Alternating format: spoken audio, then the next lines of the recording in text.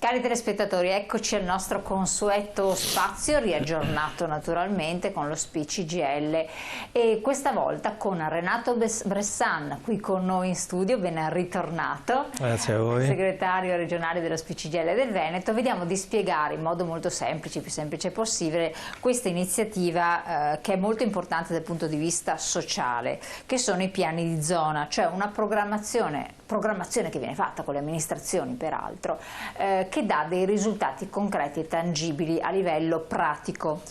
Non è così complesso come può sembrare raccontarlo, ma i riscontri per tutte le persone, per chi vive un territorio, un comune, un ambito regionale sono significativi. Il lavoro è importante perché post-Covid le dinamiche sono cambiate e quindi certi parametri sono stati rivisti.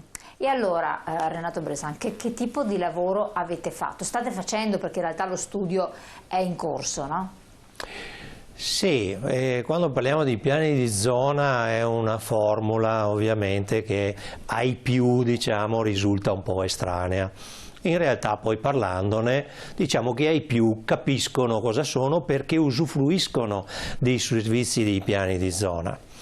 Quindi nella letteratura il piano di zona in realtà si dice che è quello strumento di programmazione dei servizi sociali e sociosanitari che insistono su un territorio, su una zona per l'appunto.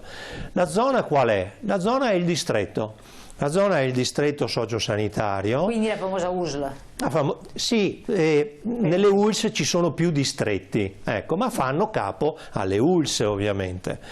Quindi noi in Veneto abbiamo ad esempio 9 ULS ma 26 distretti, quindi magari in un'unica ULS ce ne sono 2, 3, 4 a seconda delle varie ULS. Se vado a Belluno ne trovo 2 distretti, se vado a Verona ne trovo 4 e così via.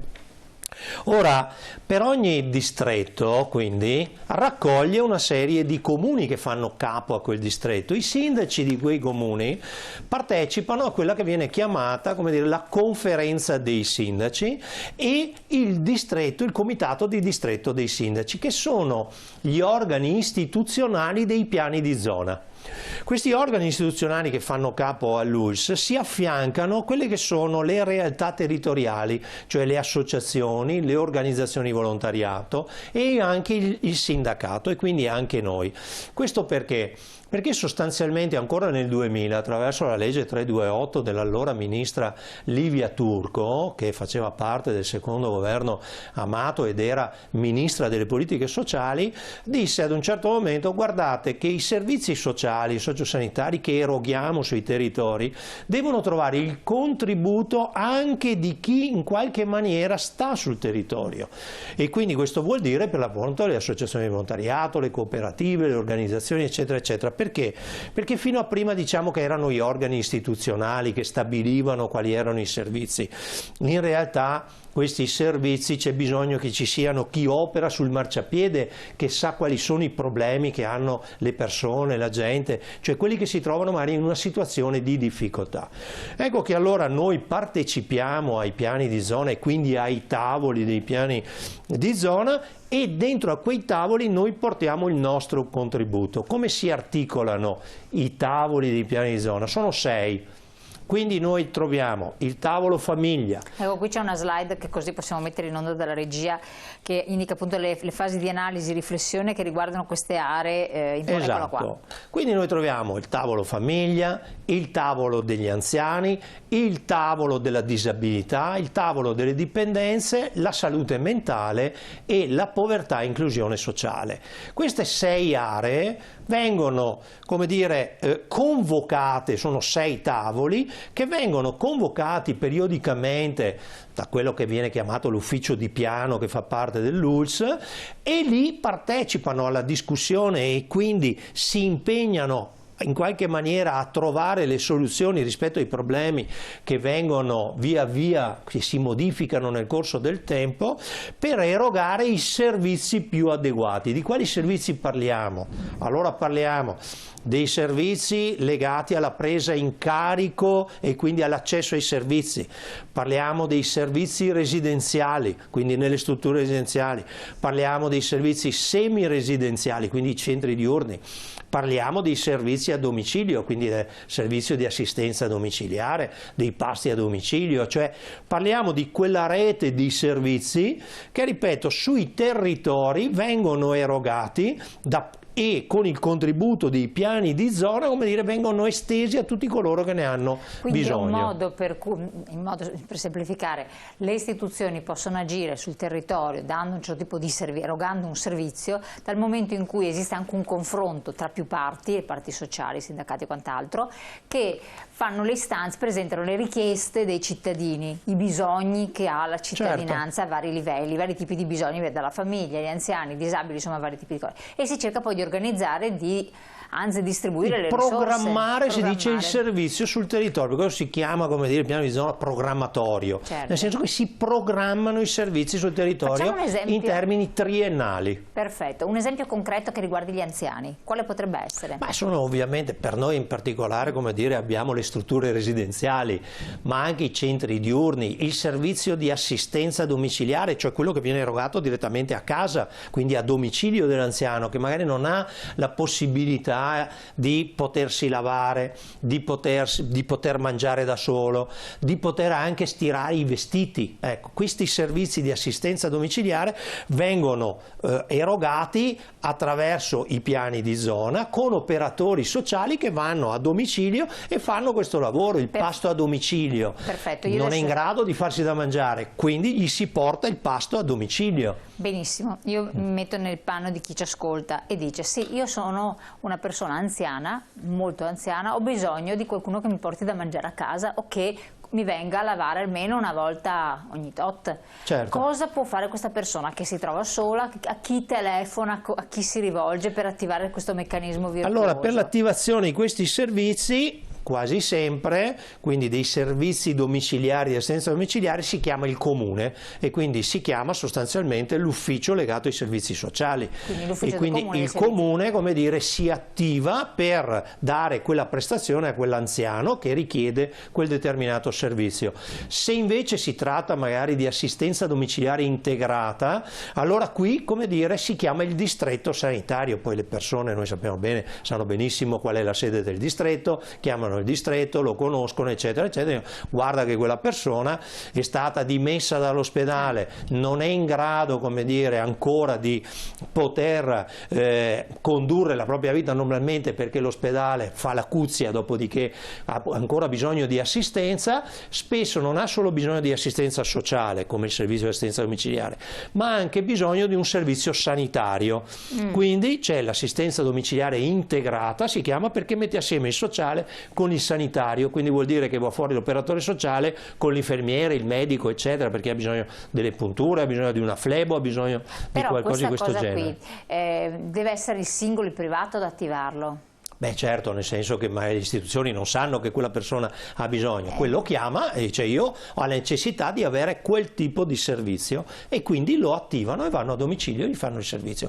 Oppure ho bisogno, come dire, di un servizio del centro diurno, e cioè c'è quell'anziano che devo toglierlo dalla solitudine e quindi lo porto in un centro diurno e fa la richiesta di entrare nel centro diurno e quindi socializza, fanno le politiche attive per l'anzianità, per l'invecchiamento attivo e tutte quelle cose che si fanno nei centri diurni. Oppure ci sono tanti altri servizi che mettiamo in campo. Pensiamo ad esempio al tavolo dipendenze. Il tavolo dipendenze è un tavolo anche quello molto importante, perché non ci sono solo le dipendenze legate all'alcolismo, come dire, o alle droghe, per i quali sappiamo che i SERT, che sono i servizi proprio per le dipendenze, in qualche maniera si attivano per curare quelle persone, ma ormai sappiamo da parecchi anni a questa parte si è affacciata in maniera prepotente anche le dipendenze legate a quelle che fanno nascere quelle patologie legate al gioco d'azzardo, e e quindi, come dire, sono delle vere e proprie patologie, e quindi la chiamiamo ludopatia, ma è di fatto una vera e propria malattia, vanno curati, perché ci sono persone che dietro al gioco d'azzardo perdono fortune intere, oppure sappiamo che anche anziani, come dire, prendono la pensione e nel giro di qualche giorno sulle macchinette se la spendono. Ecco, quindi, come dire, quelle persone vanno curate, e quindi queste dipendenze sono importanti, quindi vuol dire che gli fanno la cura, la riabilitazione e la rimessa dentro ai circuiti sociali, ed evitano che rientrano dentro a circuiti che li hanno portati a fare quella fine là. Per attivare questo servizio dipendenza, ipoteticamente, cioè sono persone, cioè uno conosce l'anziano che è solo, che spende tutta la pensione giocando alle macchinette, eccetera, ce ne sono. Si può fare la segnalazione sempre ai servizi sociali del comune e si attiva il CERT. Certo, ecco. Ma lo stesso per quanto riguarda il tavolo disabilità o la salute mentale. La salute mentale è un tavolo molto difficile, io lo devo dire, perché, come dire, quando hai a che fare con problemi psicofisici delle persone, è chiaro che lì è una materia molto delicata e l'intervento che fai deve essere proprio mirato su quella persona lì. Ecco. Ma lo stesso un tavolo che adesso, come dire, ha avuto un grande, come dire, afflato e anche interventi importanti, è quello della povertà e dell'inclusione sociale. E con il Covid già prima le soglie di povertà si erano alzate. Adesso con il Covid noi sappiamo che una parte importante della popolazione, anche veneta, è scesa sotto la soglia di povertà, e si tratta di ceto medio, per la perdita del posto di lavoro, per una cassa integrazione lunga, perché, come dire, in qualche maniera l'impresa ha fallito. Anche tanti imprenditori si sono trovati, piccoli imprenditori, dall'oggi al domani, come dire, che ad un certo momento avevano un'attività non ce l'hanno più, e queste sono realtà che non sono solamente, come dire, della Sicilia, ma riguardano anche il nostro territorio. Quindi tutte queste aree operano concretamente, individuano le problematiche e i servizi che devono essere offerti a queste persone, perché magari nel momento della loro vita si trovano in un momento di difficoltà. Quindi voi cercate di attuare una programmazione ben organizzate, in modo che tutte funzionino, insomma, che tutte possano essere anche attivate. Perché teniamo conto che non è che siano servizi a caso. Ci sono esperti che lavorano assieme con noi a quei tavoli. L'ufficio di piano, ad esempio, coordina tutti i lavori, ci prepara tutti i materiali, e noi analizziamo tutte le cose e portiamo i bisogni e proponiamo anche delle progettazioni, come fanno le cooperative, le associazioni di volontariato di trasporto sociale, come ad esempio l'Auser, è uno dei pezzi importanti dei piani di zona. Non è che si muove autonomamente, eccetera, ma rientra in queste programmazioni. Rientrano nel contributo che danno al tavolo. I tavoli vengono convocati periodicamente, quindi noi in ogni tavolo mandiamo, come dire, i nostri esperti di quella materia, che possono dare un contributo quindi vero, anche perché teniamo conto che noi abbiamo fatto il conto lo scorso anno, nella programmazione 2019, quando ancora non c'era il Covid, la massa economica che si è mossa sono stati 2 miliardi di euro in Veneto, quindi, come dire, risorse importanti. Vengono in parte date dallo Stato attraverso il Fondo Nazionale delle Politiche Sociali, in parte ce le mette la Regione, in parte sono cosiddetti altri, vengono scritti le fondazioni, in particolar modo quelle che si occupano di welfare territoriale, che finanziano questi progetti, i comuni, e una parte importante sono gli utenti. Cioè quelli, come dire, che chiedono quel servizio, perché non tutti i servizi sono gratuiti, alcuni in parte, si chiama compartecipazione perché in parte contribuiscono anche gli utenti, pagano una quota. Il servizio di assistenza domiciliare lo puoi trovare gratuito magari sotto una certa soglia di ISEE, sopra una certa soglia cominci a pagare in proporzione al reddito che hai, fino magari a pagare completamente il servizio. Quindi questo è importante. Quindi la quota di compartecipazione è una quota importante dentro i piani di zona, ed è vero che ad esempio è una delle discussioni che noi facciamo ai tavoli, dicendo: guardate che bisogna alzare il livello di ISEE. quando noi troviamo, come dire, che il servizio di assistenza domiciliare te lo do gratuito se non superi i 2.000 euro all'anno di ISEE, diciamo, guardate, non è possibile. Ecco, una delle richieste che facciamo ad esempio è di portarla a 9.360, che è la soglia, che è quella del reddito di cittadinanza. Altrimenti nessuno se lo può permettere. Altrimenti non se lo può permettere. Tra l'altro c'è un altro fenomeno in corso già da qualche tempo che ci dice l'Istituto Superiore di Sanità, che molti anziani, e non solo, famiglie che sono diventate povere, come dire, rinunciano alle cure, non hanno proprio le risorse materiali per pagarsi le cure. Cure non le fanno quindi bisogna fare in modo che non ci sia solo il tavolo della povertà e dell'inclusione sociale che eroga un qualche contributo a queste persone in difficoltà, ma che anche il servizio stesso sia accessibile rispetto al reddito che hanno. Assolutamente. Ci sono, ecco qui vediamo il DGR 1252 appunto del 1 settembre 2020, che è questo documento per i piani di zona straordinari. Perché straordinario? È straordinario perché, come dicevo, in questi mesi durante la pandemia noi abbiamo scoperto, ma insomma ormai l'abbiamo scoperto tutto, che i bisogni sono cambiati, e sono cambiati al punto tale che nei piani di zona, cioè nei tavoli che ci siamo incontrati anche in questi mesi, ad un certo momento abbiamo dovuto affrontare problemi diversi. Pensiamo solo alle strutture residenziali, che cos'è successo. Lo dico perché noi abbiamo detto che è successo un'ecatombe dentro alle strutture residenziali, no? Eppure tutte quelle strutture residenziali erano perfettamente in regola, erano tutte accreditate rispetto alla legge regionale del Veneto. Quindi abbiamo detto: guardate, non è che abbiamo trovato una struttura residenziale che era fuori regola, che non aveva i dispositivi, erano tutte accreditate, eppure è successo quello che è successo. Quindi vanno rivisti i criteri di accreditamento di queste strutture. Esatto. Bisogna fare in modo che queste strutture abbiano i dispositivi di sicurezza adeguati, i grembiuli, le mascherine, cioè tutte quelle cose che servono. I parenti vogliono andare a incontrare i propri anziani, bisogna fare in modo che ci sia una sicurezza per questi incontri, perché non possiamo più permetterci quello che è successo prima.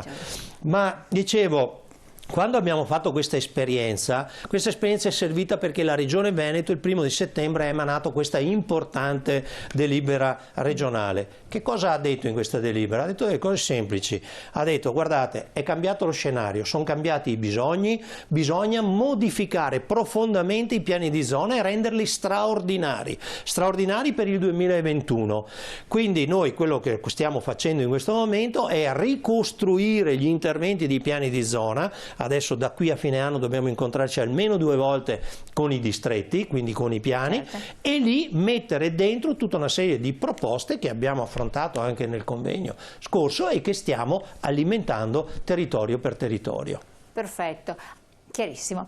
Grazie Renato Bersano, noi siamo giunti al termine di questo capitolo, quindi vi aggiorneremo naturalmente. Avete visto che sono molto importanti, perché poi concretamente c'è un aiuto che viene dato alle persone che ne hanno bisogno nei diversi ambiti, oppure ai gruppi di persone, categorie e così via.